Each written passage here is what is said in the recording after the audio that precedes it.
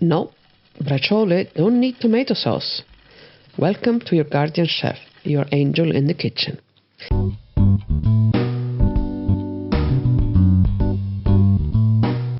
If you search for braciole online, you will find large meat rolls simmered for hours in tomato sauce. Not the braciolette from Reggio Calabria and Messina. They are so small and tender that we often serve them at children's party and buffet, where you can eat them in one bite while standing. These are the ingredients you need. The measurements are in the description below, and you can find and print the full detailed recipe on my blog on the link above. Use a lean cut of beef like rump cover or rump steak, and ask your butcher to slice it very thin, like a carpaccio. If you have to carve it yourself, an electric knife makes the job much safer. For the coating, I use my Italian seasoned breadcrumbs, which I'll prepare in large batches and keep it in the freezer, ready to use without the frosting. You will want to start with a good quality stale Italian bread like a baguette or ciabatta. Avoid using panko or regular white sandwich bread, as they don't have the textures and structure. Flavor the breadcrumbs by blending a few tablespoons with garlic, basil and Parmesan. Remember, using fresh garlic and fresh basil or parsley is key here. Please don't use garlic powder or dried basil if you want that true Italian taste. Then mix the flavored breadcrumbs with the rest. For the very best flavor development is the ideal if you let them rest overnight. Now the meat.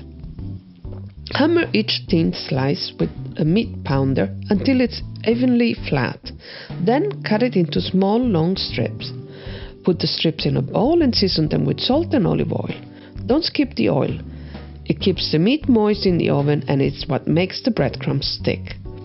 Pour 1 cup of the breadcrumbs into a plate and cut each strip of beef. Add the breadcrumbs gradually, 1 cup at a time, because once the breadcrumbs have touched the raw meat, you cannot store the leftover and reuse them, so only pour what you need. Roll each coated strip into a small roll.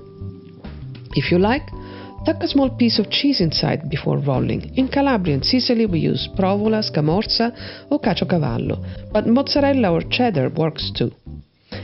Tighten each roll inside your fist and lay them all on a tray. Thread the rolls into a skewer, 5 or 6 on each one.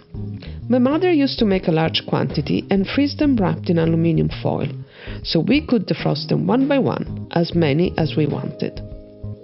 Bake them for 30 minutes at 355 Fahrenheit, 180 Celsius, then turn them and bake them for another 10 minutes, until the crust is golden and crispy.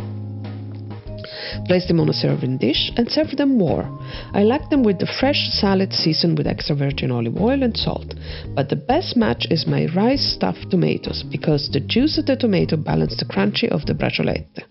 You can also make them with pork, chicken or swordfish, and for a vegetarian version, use thin slices of zucchini or eggplant. For more delicious Italian beef recipe you would not find in an American kitchen, check out the playlist I've linked for you. And don't forget to subscribe so you don't miss out our next culinary adventure.